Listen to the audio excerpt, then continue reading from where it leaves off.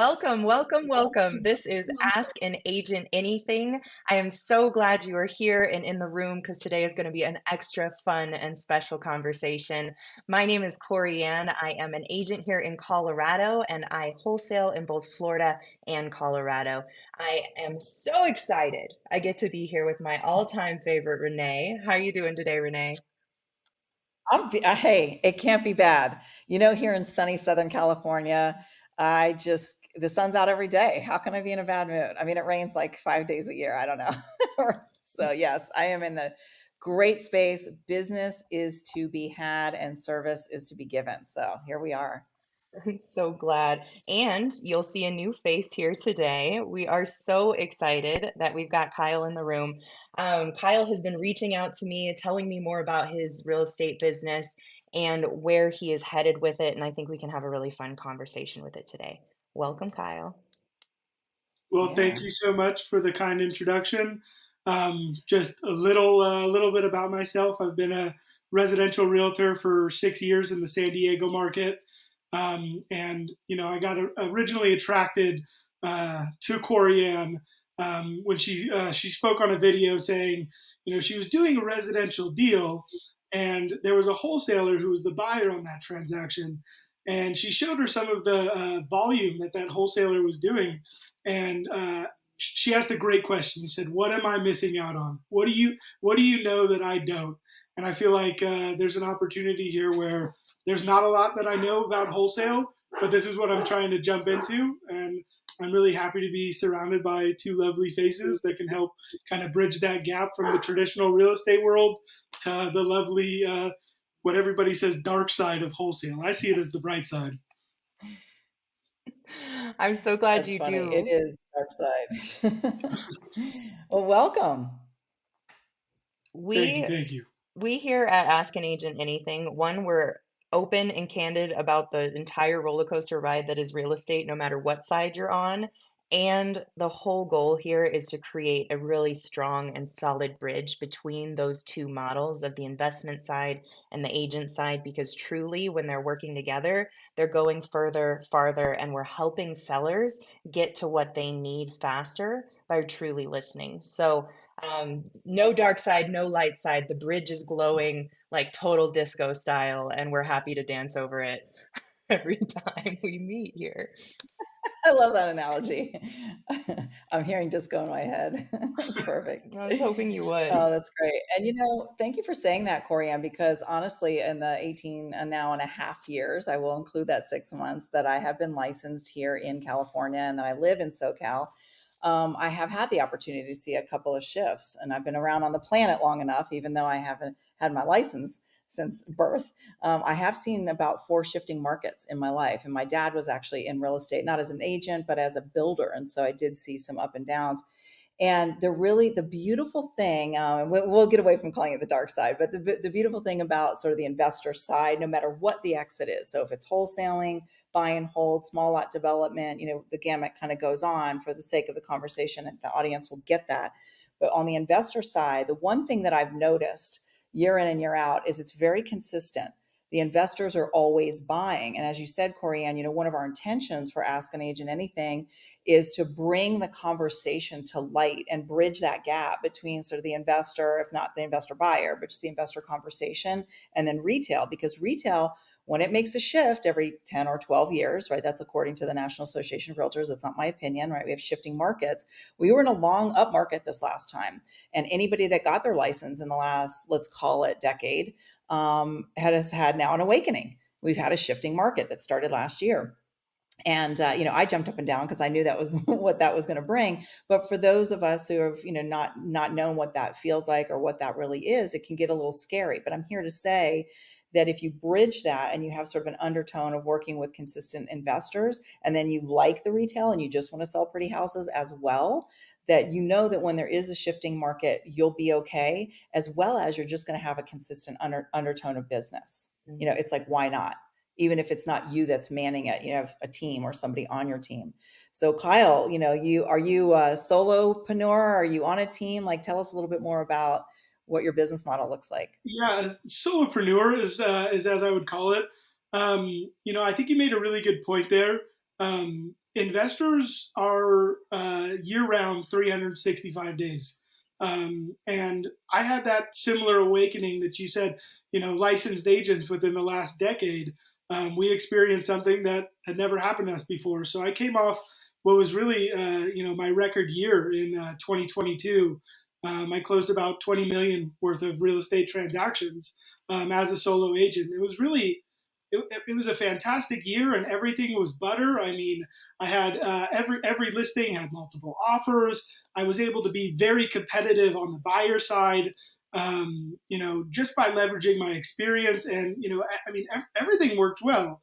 But I had that awakening, seeing the writing on the walls of this changing market, and said, "Hey, I need to focus on investors rather than deepening my long-term connections and relationships with my clients." I found that didn't really fit my personality too well. The amount of follow-ups that are required to really nurture someone that's in your farm, you're doing things like hosting coffee luncheons, or doing random meetups in your farm, sending them Valentine's Day cards, reminding them, oh, happy St. Patrick's Day. And it just never felt like really a genuine connection. And that's where I really felt the kind of divide between, hey, I'm really good at this, but is it me, and do I love doing that?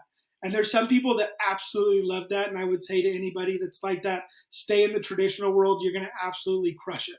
You need to be persistent with that plan of attack, and you could be really, really successful that way. But what I realized that would be best for me is, let me focus on investors. There's a really great market here in Southern California, for a myriad of things.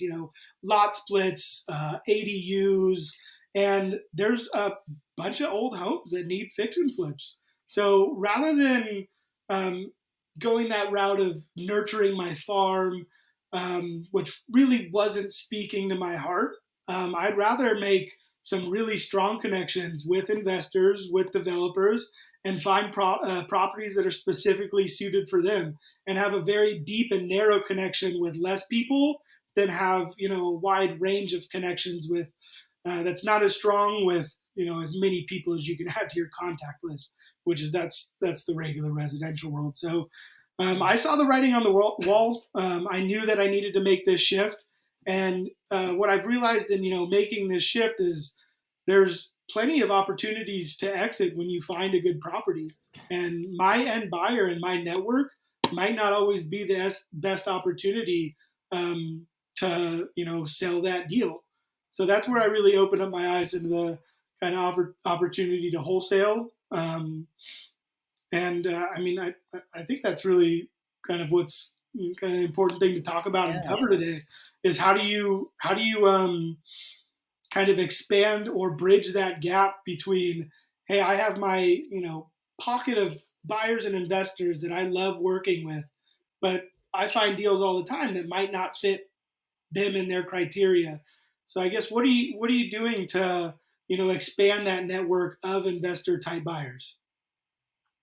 That's a great question. You said a lot, and so I, thank you. I think thank our you. audience really got the breadth of someone who's not brand new to the business. You said 6 years. You've had your license, and you just came out hot, like stellar couple years. A phenomenal year, and what could be considered as a down year. We're still sort of in the pandemic. I don't know about San Diego County, but here in LA, we were one of the last counties that the mask was off and everything. So it felt sort of shut downish, and things were slugging along, whereas maybe other parts of the country were not.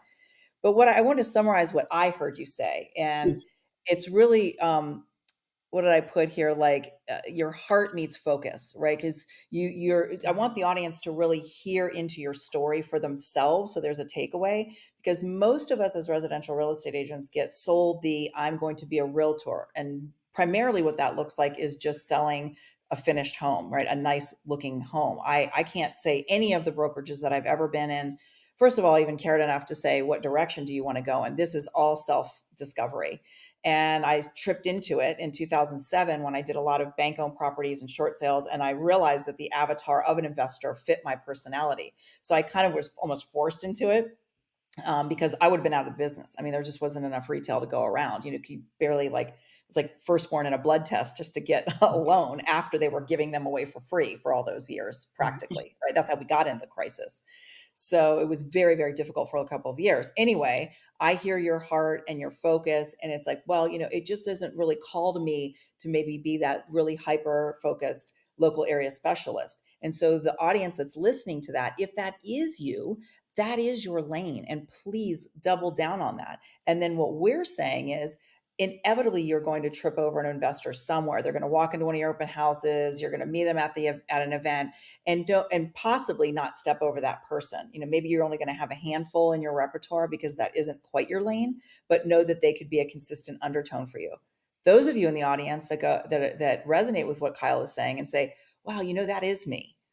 I really feel like I want to work with the investor type. They're a little bit more bottom line. They're data driven. They're not as emotional. They're emotional in a different way based on data. It's the facts, ma'am. It's like, if it doesn't pencil out, next, I'm on down the road. If that resonates for you and that's where your heart is, then let that be the focus, right? And it's almost the opposite side. And then continue with the retail. This is what I do. And Kyle, I think this is what you do. I don't turn away help. But if I can't manage it, even to this day, I will then refer it.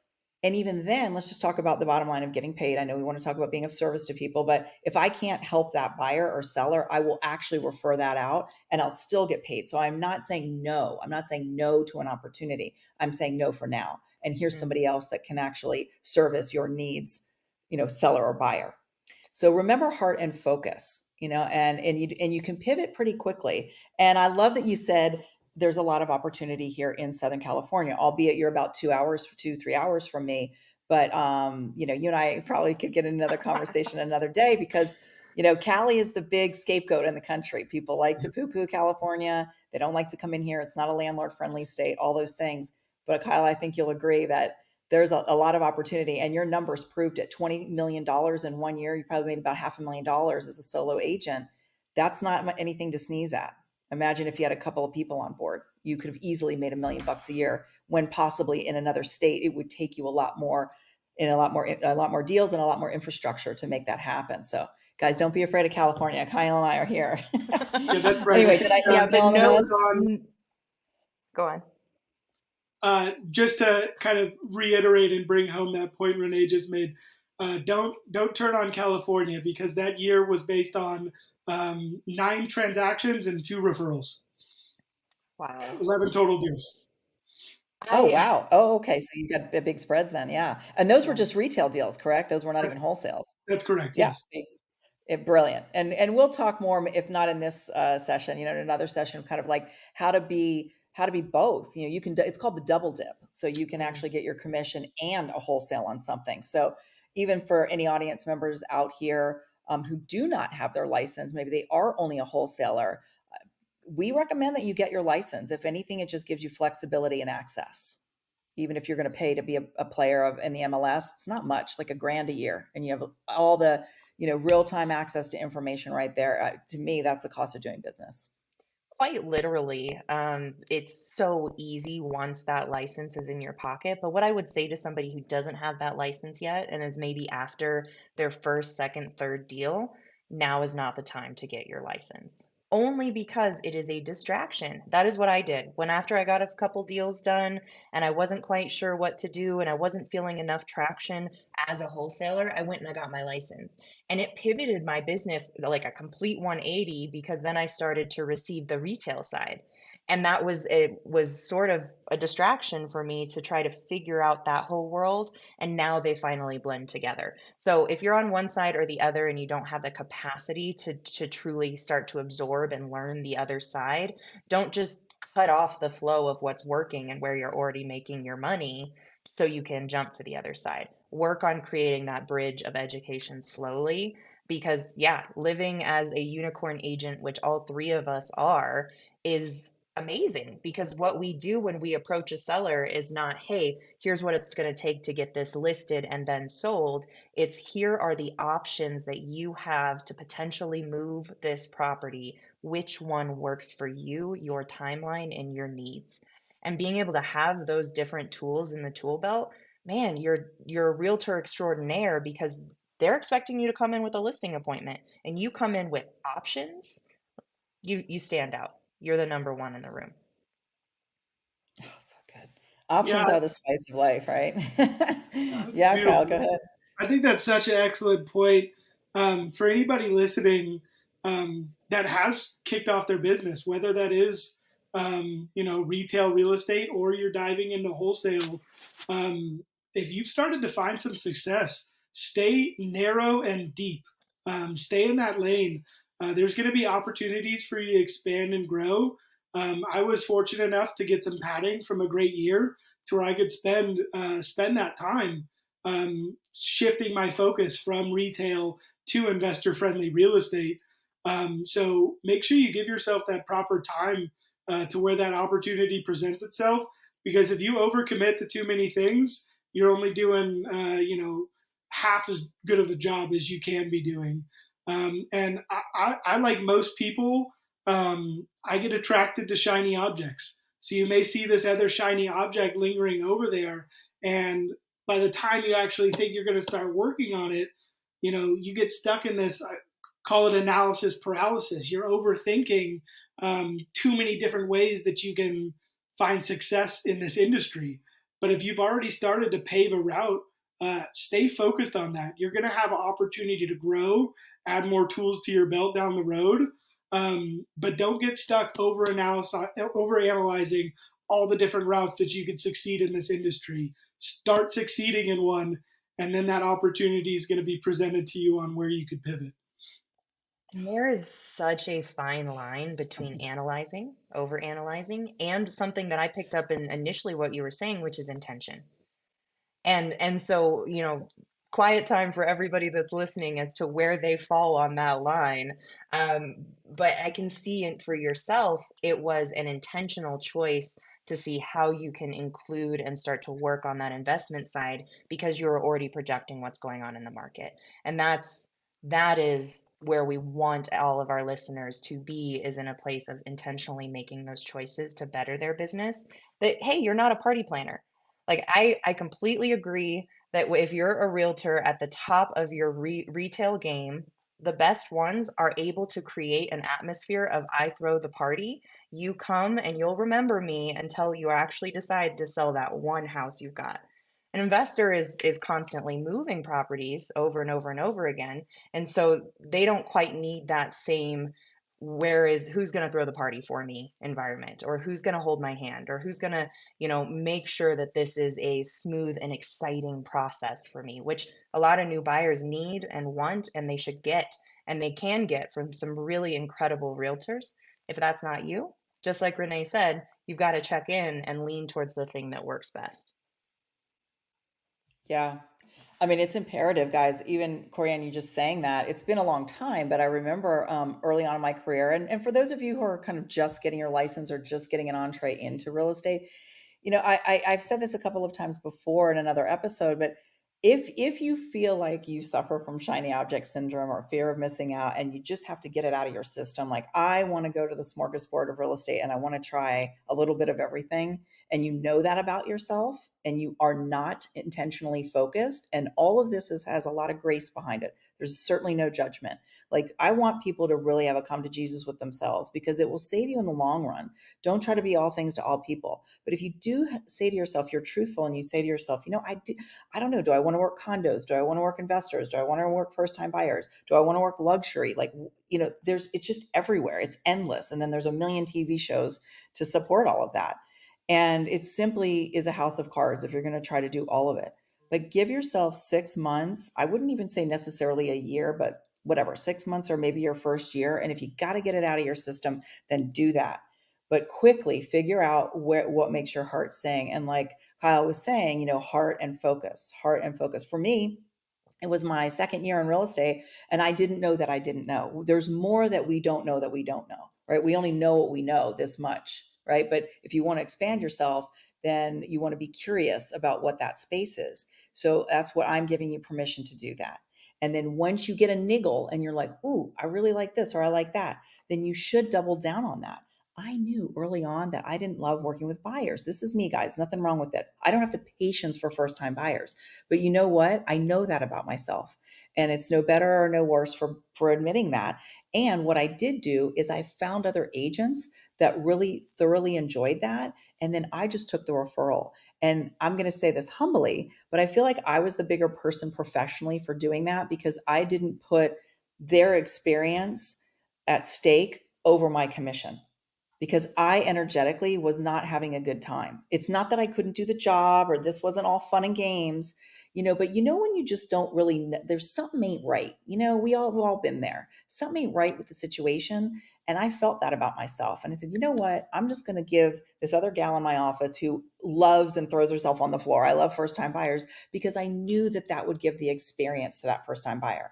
So I'm using that as an example because if you guys, most of the time we talk about investors in here, but if you feel like you do work with investors and they're railroading you or they're too type A or just not into it, maybe you need to find this little softer ones in there, but most of them aren't. They're very bottom line. And maybe that's just not your personality. However, if you get opportunity, align with someone like, at least if you're in California, Kyle and myself, or Colorado, and Corian's also in the Florida market, call her and say, this is where I'm at. I look, you're going to make more money in one phone call than you would if you trudged through 4 to 6 months of a deal and was not having fun. It's not worth your mental health. Mm-hmm. So as an experienced agent and just as a human being on the planet, it's like know thyself, right? And you guys, as Kyle said, there's so much opportunity everywhere. And so find what makes your heart sing and then go for it. And you will find your space within real estate because there's enough of it and we need the good ones. Yeah. I am so Yeah. curious, Kyle, as you have started to make that transition for yourself and you're looking at a new type of outreach. What have been the questions that have come up, or what have been any of the stumbling blocks in changing your language and getting on the phones with a new type of person?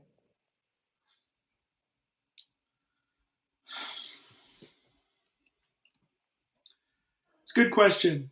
Um, I think my communication style already is really direct and to the point. And I found a really good, like, call it. Well, I found a calling in the way that these investors speak and the language that they talk.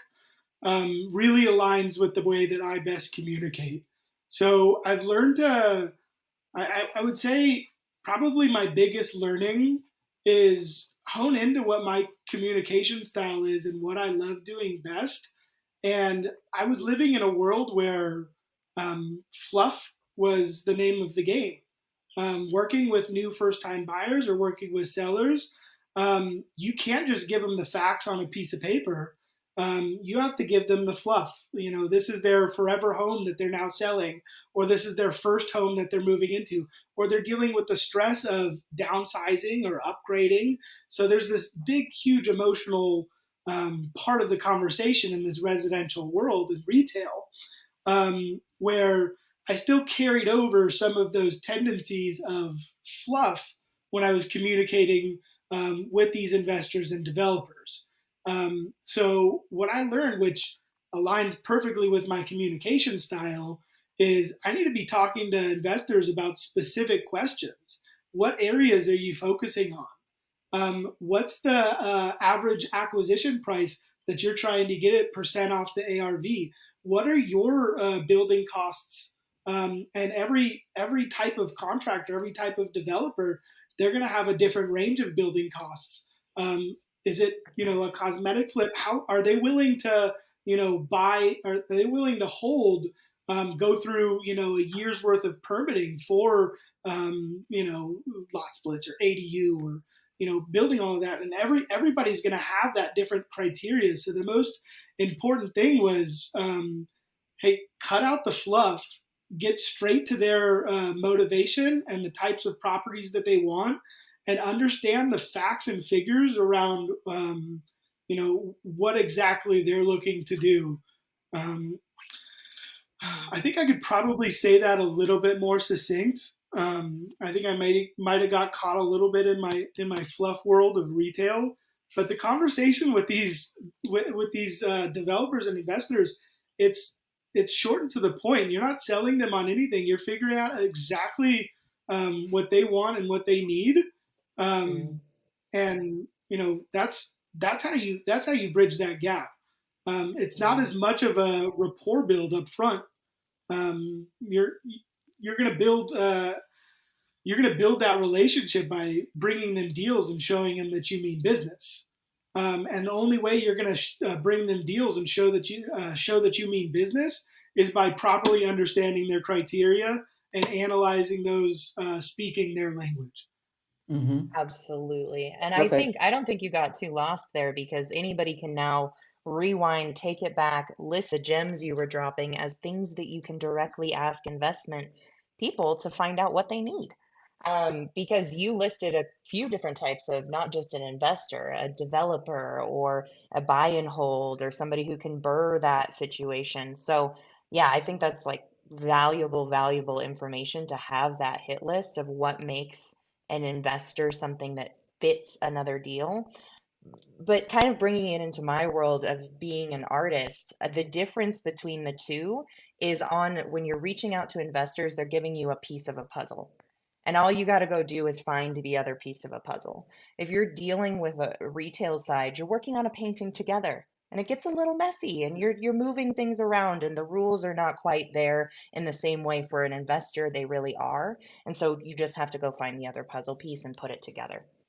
Have you had a lot of success reaching, like finding things that fit for investors, or where are you at in that process? Are you just kind of collecting buy boxes?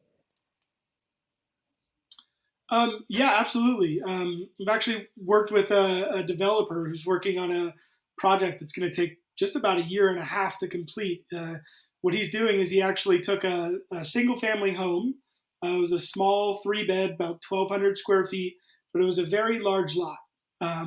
He was able to actually split that lot, and this split process, this actually getting the permits and the approvals, that takes anywhere from 9 to 12 months. Talking to the planning committee and all of that. So I guess I'll paint the whole picture of the development. I think that would be a little bit more interesting for everybody to hear, just the opportunity that does exist in Southern California for development. So you took a single family home, was able to split the lot, and that's from the legislation SB 9 here that got passed just about 2-3 years ago in California. That process takes a long time, so we could cover that maybe on another call or look into it yourself. But from doing that lot split, he tore down the single family, and he now has two sellable uh, separate lots. He decided not to sell the lots, but develop them himself. And on any lot here in Southern California, you can have a primary residence, an ADU, and a junior ADU. So what he did is he took those and he put 3 units. It was a 3-story on each side. The bottom level consisted of the ADU and the junior ADU. It was a 1,200 square foot 2 bed ADU, and then about 750 square foot junior 1 bed ADU. And then the second story, and it even had a roof deck that had views of the bay. This is out in Pacific Beach. Hmm. So it turned out to be really pretty property and deal. Um, but it just, I guess, painting that whole picture just shows there's a really great opportunity to be working with an investor who said, I'm specifically looking for something that is going to take me a long time. I actually have to tear down I have to tear down a whole house. I have to work with the city for over a year to get all of the approval. You're working with architects to get all of the plans together. But he was essentially able to turn a single family lot into 2 lots and 6 total units. So I think that's really kind of a great picture to paint for anybody who's looking to jump into this kind of investor developer world. I was lucky enough to work with a developer who's okay buying something that was actually probably over market price. If someone was just trying to buy that single family home as is and didn't have the vision, it probably would have gone for around 1.3 to 1.4. He saw the vision. There was a bidding war that took place, And he ended up going in and buying that for 1.6 because he knew each of those individual lots at the end of it were worth, upwards of 5 million a piece. Not to mention the rents that were created from having 6 doors now instead of just one. So I think that's probably the biggest and biggest success story I've had since jumping into this investor and developer world. And really eye opening. That's so good, you guys. I hope you really honed in on that because although Kyle and I are in SoCal and some people might clock out on that or just go, hey, I'm never going to be in California, listen in between the lines for whatever market you're in and really know the local laws because I'm also aware of that. And for a better part, I will say, of Southern California, because all the major cities within Southern California are really urban infill. They aren't. My joke is they aren't making any more land. Right. They ain't making any more land unless California breaks off or Hawaii keeps on flowing. We don't know, right? But for the most part, there's more people in the world and there's less housing. And so this is a solution. And so what you're doing is you are taking that home that was on a property and essentially subdividing it. And Kyle did a great job of explaining that. But underneath of what I heard is really, we do talk a lot about wholesale in general. Wholesale is, to me, a verb, not a noun. I know that there's a wholesaler, right? But to me, wholesaling is an action. And so if you're going to be an agent specifically that is looking at the bare basics, like how can I add to my business? Where can I be of more service? And you are interested in working with investors, it's synonymous that a lot of agents, I'll just say the agents, when you say the word investor, it's like all they can envision is a fix and flip, fix and flipper, fix and flip, fix and flipper, noun, verb. And within that is possibly wholesaling that opportunity. But the distinction that I'm hearing Kyle talk about is that's a developer at the end of the day. Now, could he wholesale the thing? Yeah, because wholesaling is just trading a contract, right? It's an action. But again, those of you who are listening as agents, make sure that you interview the people that you're speaking with. If they give you the one liner of send me everything, just know that that might be a wholesaler and they're trying to wholesale your deal, or they're new and they don't know what they actually want. So it's our responsibility to start asking the questions, right? You want to ask open-ended questions so you know who you're speaking with and you can guide them into what it is that they're looking for so you can be of best service. So like this guy, most likely Kyle, you wouldn't want to be sending him fix and flip opportunities that are just the deepest discount. I mean, who doesn't want more of a discount? That's human nature. But you said he's willing to pay more. And so I want to bring this up and not step over what you said because you and I have a lot of synergy here for our listening of potential clients, because people get caught up in, well, if I just work with an investor, I'm just working with the fix and flipper, and they're forgetting about what I refer to as the gray area. Right. So if I speak to a wholesaler only, they identify as a wholesaler, they're not even licensed, and they don't get the 70% of ARV. We'll just use that rule. They don't get the 70% of ARV. They will, I've had them say it to my face, they will throw away the opportunity and then they'll tell me, Renee, that's a crappy opportunity, that's not a wholesale. You're right, it's not a wholesale, but they're not thinking through the lens of a bigger picture. So now they took an opportunity and they threw it away. Now the only out I'll give is if that person's distinction is, I just want to be a wholesaler, I'm literally just going to wholesale, I don't even want to look at the other stuff, not a problem. Call me, call Kyle, I'll get you paid. Don't throw away the opportunity. I actually educate the agents that I speak with, and that's what I say to them. And like light bulbs go off. I can hear it in the tone of their voice. They've never even thought of this concept. Once they act angry because now I'm calling as an investor or maybe an agent. I said the word, they can't get off of it. And then I back it out. And I'm like, well, if you get a small lot development or if you get, something that's a buy and hold. And then they go, oh. And I said, I'll get you paid. We'll do business together. So this is what I'm talking about getting creative, and especially in a shifting market, let alone in an up market. In a shifting market, you've got to get creative. And guys, the business is not getting any easier. So if you don't want to be on a team or you don't want to be the leader of a team, my recommendation is to collaborate with other people like a Kyle, right? Or like a Corianne. And that is my team for the moment. So I know I can call them and say, hey, you've got this buyer or whatever. And we're all just, even if you don't make a commission, like a full commission off of it, you just get a fee. it's still just doing business. It's still doing business. So think bigger, guys, than just being an agent. Mm. I agree. I Definitely. mean, I think that Yeah. was like such an amazing point. Is if you are identifying as a wholesaler and your criteria is, you said 70% ARV, you may be looking at an opportunity that's just as a one-way road. When in fact, I mean, this is a whole interstate interchange, and there's 5 different highways you could jump on. It's not just this one-way road. And if that's really truly what you're focused on, you may not realize that that property could be in an opportunity zone where I know, like I just shared the story. I know a developer that paid more than ARV for the property, or paid more than market price. Excuse me.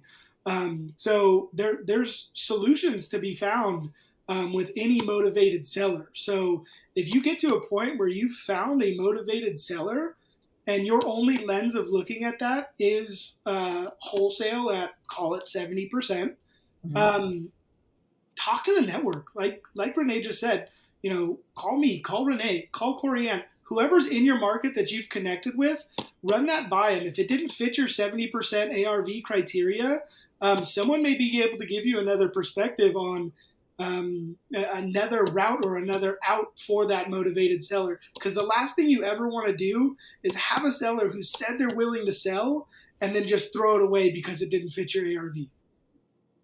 So well said. Corianne, have you even come across that? Well, yeah, and it also just like it brings to mind for me just the importance of being willing to collaborate, because I think like especially on just the agent retail side, many people are like doesn't fit next, doesn't fit next, and we're encouraging them to put that investor tool into their pocket so they can go, oh, this doesn't fit a listing, but it can fit a cash offer. And there's so many other things that are also in that bucket that you can start to add and collect.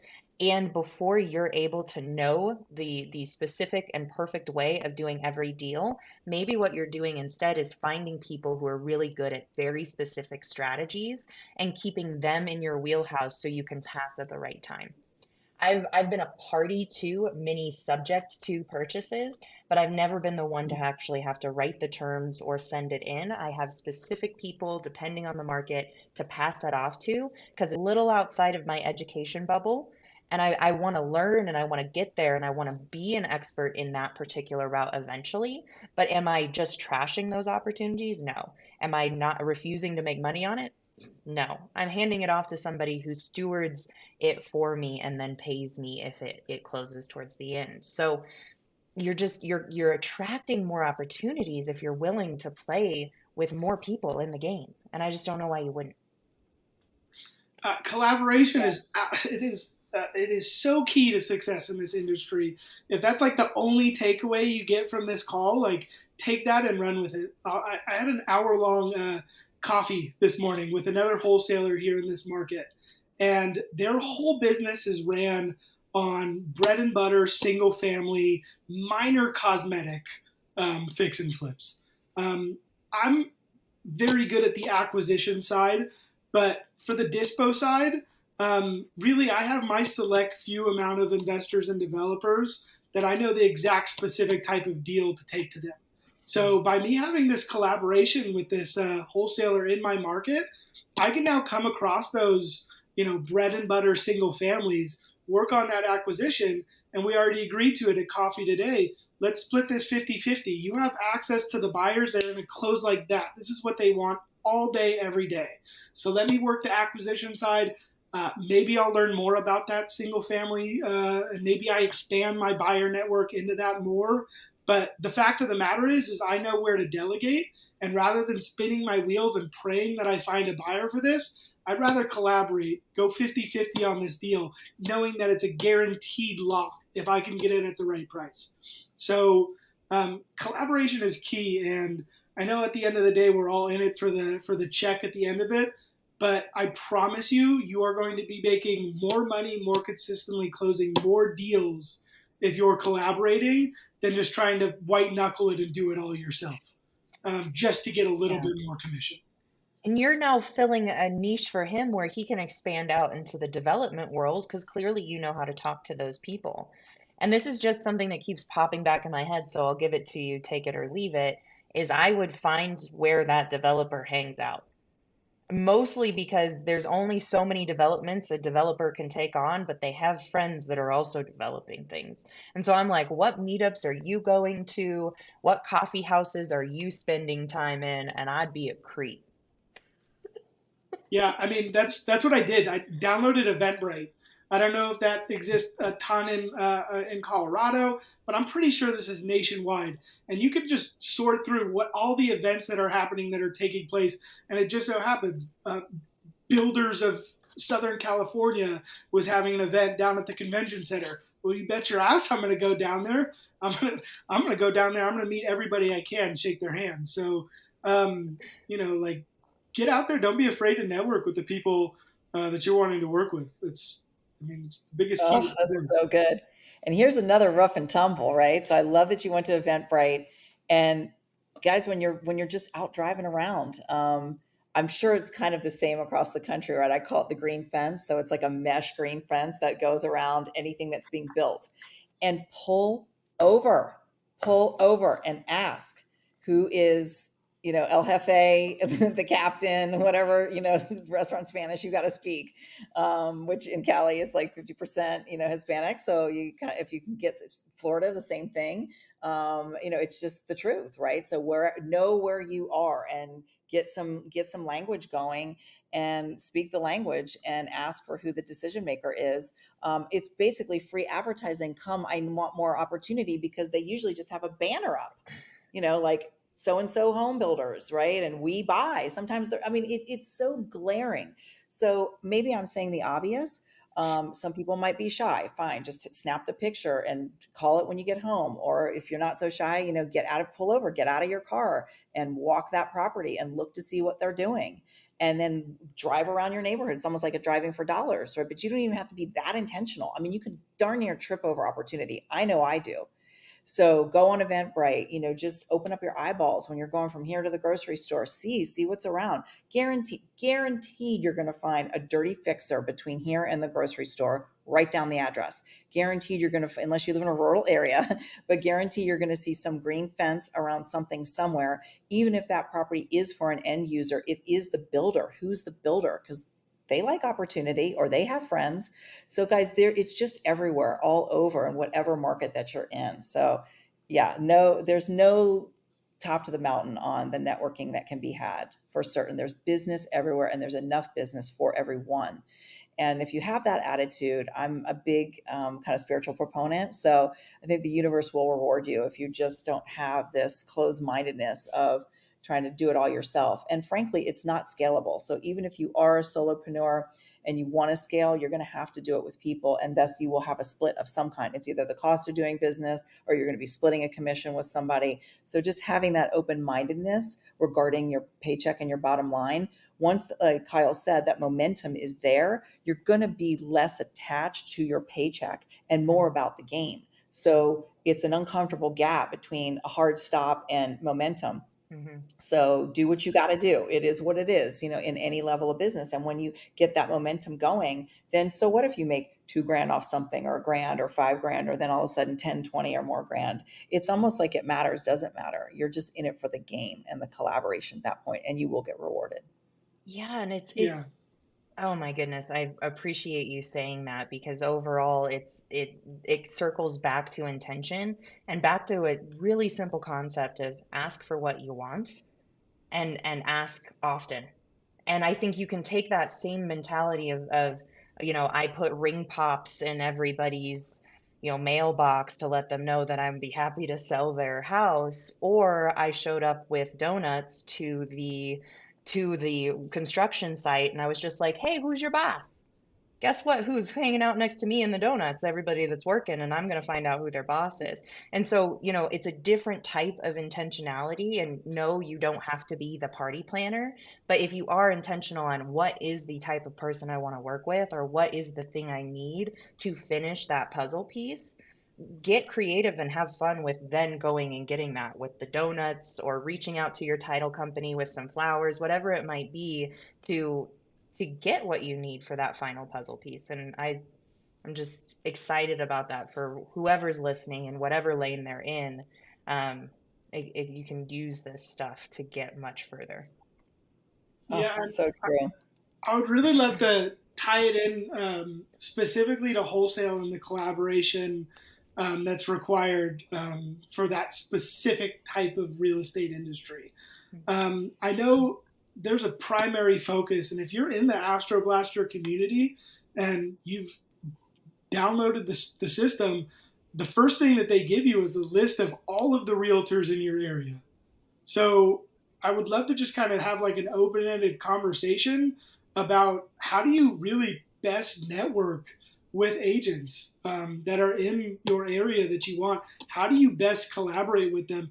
And I know everybody specifically here on this call might not be licensed, um, but also talking about how wholesaling as an agent by connecting with other agents can open up tremendous amounts of opportunity. So I would love to hear both of your opinions on that. And you don't even from the real estate side, if you are a realtor and you're reaching out to other realtors to find them the deal, you're asking them to represent you as a buyer. You don't need to represent yourself in this case.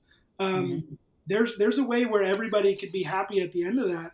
So I guess just on those two topics, whether you're an agent or not, can we just talk about the value of connecting with agents in your area?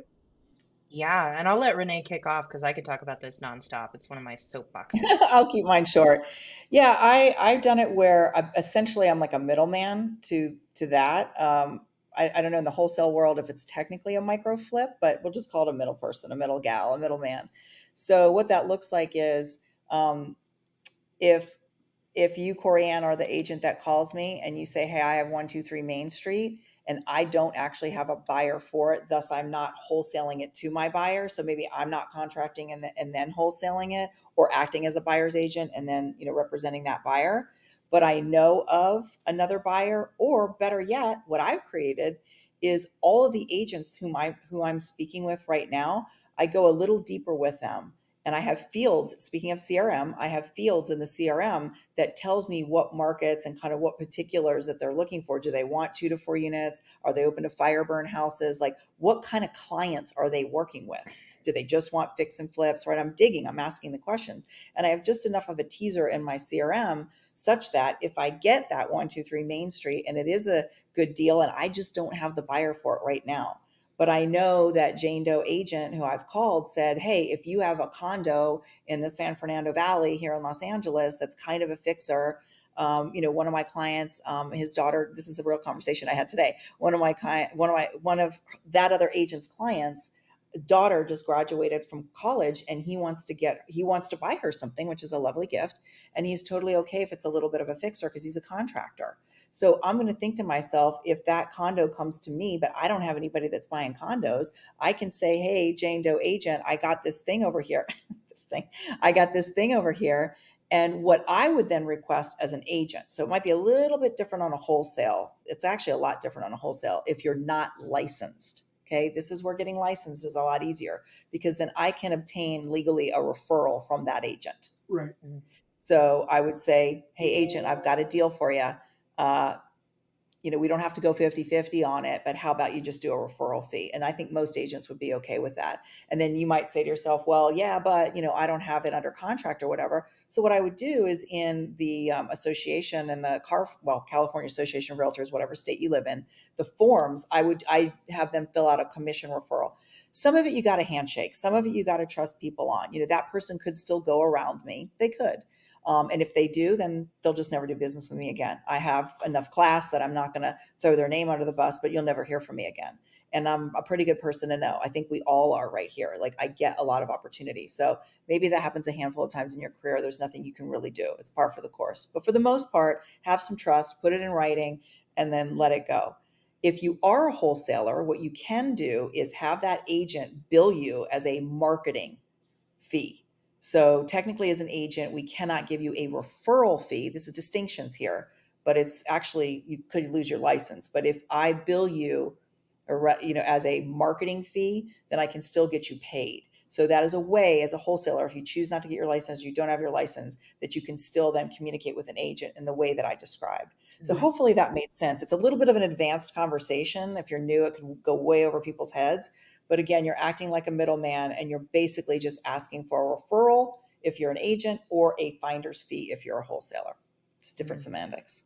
Mm. Yeah, I like I that. think that's great. And even on the flip side, connecting with realtors can be a great opportunity to be able to find a resource to buy one of your deals. But um, connecting with realtors can also be an amazing resource to bring you deals. I mean, I think that's really one of the things that I've been really hyper focusing on lately is I'm connecting with realtors and I'm building this relationship. And I'm not building it just because I am also a realtor in their market. You could do this with a license or not, but build a connection with realtors in your market and tell them, hey, I am a cash buyer and I'm very serious about any deals that you have that are coming off market. I'm not looking for the perfectly polished home that you're looking to list at top dollar. That seller doesn't fit my mo, nor does that property. But if you're an experienced agent, and there's a lot of times where you don't these agents might not want to list a complete gut job fixer.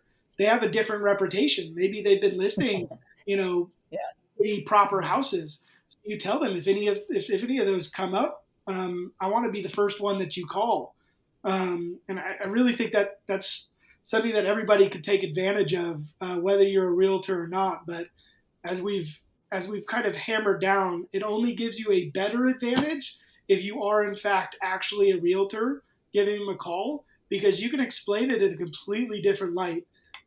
It's I could represent myself as the buyer for this deal that an agent just brought me, but rather than me represent myself on this deal as the buyer, I can sweeten this relationship with this realtor who just brought me a deal. And we could build a long term relationship if they know, hey, I'm here to play. I want you to send me properties whenever you have them.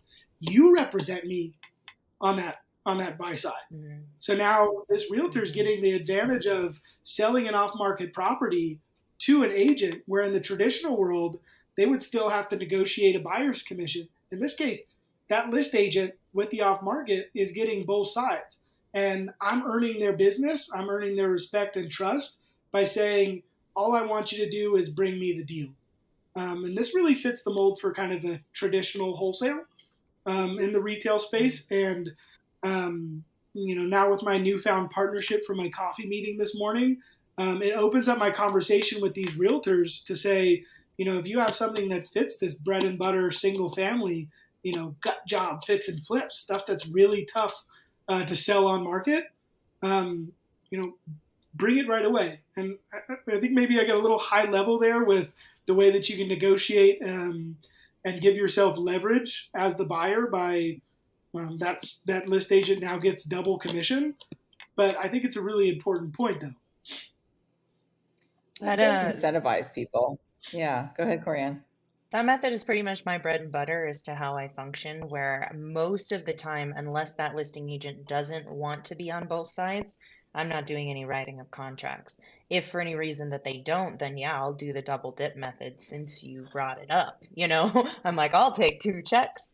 But I'm mostly reaching out to realtors, letting them know just that, hey, inventory's tight. What I need is fix and flip, ugly, distressed, weird, hard to list, you name it. If it's difficult for you, I want you to give me a call and see if there's something I can do for you. And that's end of conversation until something difficult pops up. And of course, there's follow-ups and there's touch points and those kinds of things. But I feel like this is the perfect place to wrap today, is just with the reminder to our audience that the more people you know, the more puzzle pieces are on your table. And your whole goal is to play it and make a big, beautiful image out of every opportunity given to you. So collect those pieces, keep track of them, have a CRM, and then make sure you're reaching out and reminding them of the value that you're bringing day in and day out. That is so good. That's so said after all these years, Corianne. That is the basics, right? It is the basics. Do not overstep any rudimentaries. I know that a lot of sports stars, I think Kobe Bryant, he only, I can't remember, don't quote me on this, but he only had like so many moves. I think it was maybe like 5 or 10, right? But look what that got created. He went narrow and deep, guys, narrow and deep. This Mhm. matters across a lot of different industries. So that and the follow up game, which is like your practice. The fortune really is in the follow up. So if one of my coaches said to me a long time ago, Renee, do not bother prospecting if you're not going to follow up. And he was dead serious about that. And so make sure that you've got yourself set up on a follow up system consistently. Consistency wins almost every time. So while you're out here creating these relationships, make sure that the follow up is there. Consistency breeds trust, and trust will bring you these opportunities and strengthen those relationships over time. Definitely. Yeah, 100%. spot on. I mean, that's everybody's homework assignment. You could get all the inspiration in the world from listening to these videos. Get all the education you could ever imagine. But deals don't start happening until you take action. So go out there, meet some people, go knock on some construction sites, go call up some realtors, get after it. Fortune favors the bold. Get after it, get Absolutely. uncomfortable. Definitely. Thank Thank you, you, Kyle. Kyle, for being willing to join us. This has been such a fun conversation, and you've brought a lot of valuable insight. If somebody's listening and they're like, "Ooh, Kyle's cool, and I want to get a hold of him and I want to chat with him," where should they go? uh, Straight to the source. Give me a call or a text right at my personal number. I'm giving it to you. This isn't my business line. This is my personal 858-395-9950. Amazing. Awesome. You Kyle, you've heard been a it. blessing. And listen, keep going. I love that. You're just getting your career going and you're already taking off. So let that be an inspiration to anybody who's a seasoned professional or starting out and you're a little frustrated because you've got a shifting market. Remember, there's opportunity everywhere.